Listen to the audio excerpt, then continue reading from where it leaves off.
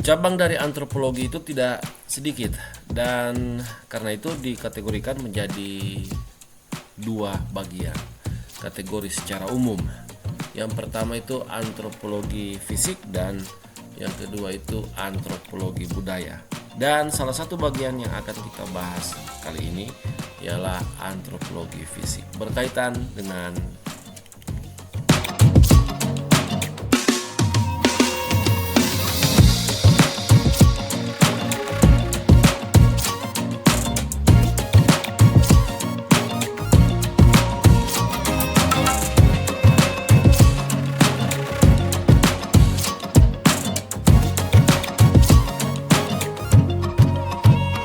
kalau kita bicara mengenai perkembangan manusia, terutama itu menyangkut fashion, sebenarnya fashion itu identik dengan seni. Dalam pengertian ada bagian-bagian tertentu yang memang ingin ditonjolkan, bahwa seorang perancang dalam membuat misalnya kacamata yang ini, dia akan memperhatikan simetris atau ukuran-ukuran yang itu memang pas bagi seseorang ketika dia memilih produk seperti ini, kacamata. Dan kita bicara soal kacamata, maka kacamata ada banyak bentuk, dan salah satu bentuk misalnya seperti ini. Jadi ketika kita gunakan di sini, maka sebenarnya ini menunjuk pada salah satu cabang dari antropologi, misalnya berkaitan dengan antropologi fisik yang khusus membahas ruang lingkup dari antropologi fisik, khusus membahas soal antropometrik, yaitu menyangkut ukuran-ukuran misalnya kacamata atau fashion secara umum yang itu dijadikan pedoman baku untuk seorang perancang bisa membuat suatu produk misalnya berkaitan dengan kacamata, supaya kacamata itu pas di wajah seseorang. Jadi hubungan antara fashion dan antropologi itu nampak pada cabang dari antropologi itu sendiri, khususnya antropologi fisik yang membahas tentang antropometrik. Bagaimana wajah kita, khusus kacamata, akan diperhatikan setiap sudut di sini, sehingga kemudian perancang akan membuat satu rancangan kacamata yang memang itu pas seperti ini.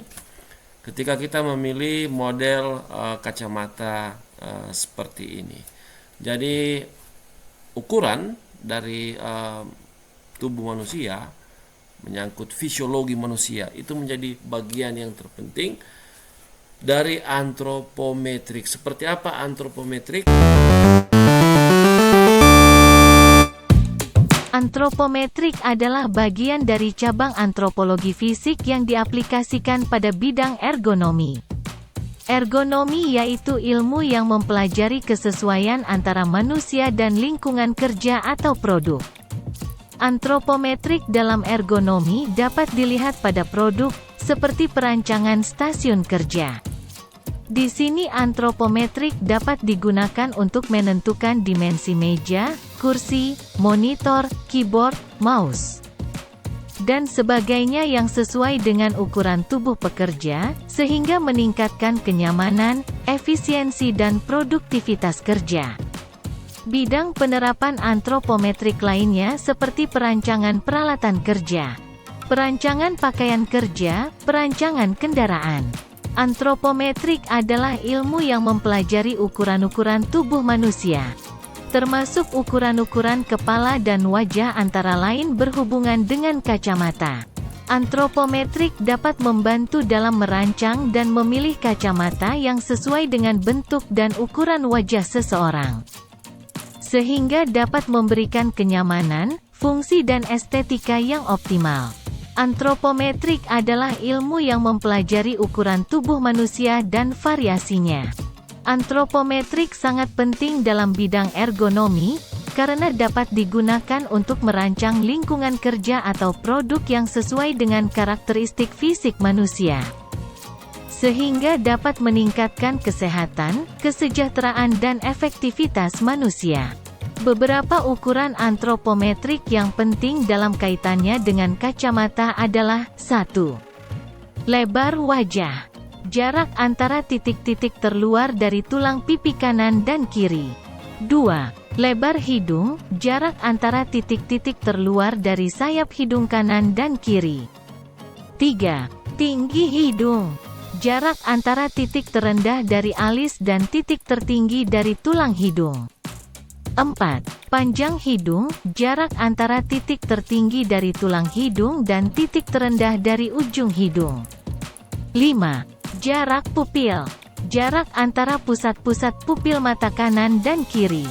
Berikut adalah beberapa tips dalam memilih kacamata berdasarkan ukuran antropometrik wajah. 1. Lebar bingkai kacamata sebaiknya sama atau sedikit lebih lebar dari lebar wajah, agar tidak terlihat terlalu sempit atau terlalu lebar. 2. Tinggi bingkai kacamata sebaiknya tidak melebihi tinggi hidung, agar tidak menutupi alis atau mata. 3. Bentuk bingkai kacamata sebaiknya sesuai dengan bentuk wajah. Misalnya bingkai bulat cocok untuk wajah kotak, bingkai persegi cocok untuk wajah bulat, bingkai oval cocok untuk wajah oval, dan bingkai segitiga cocok untuk wajah hati.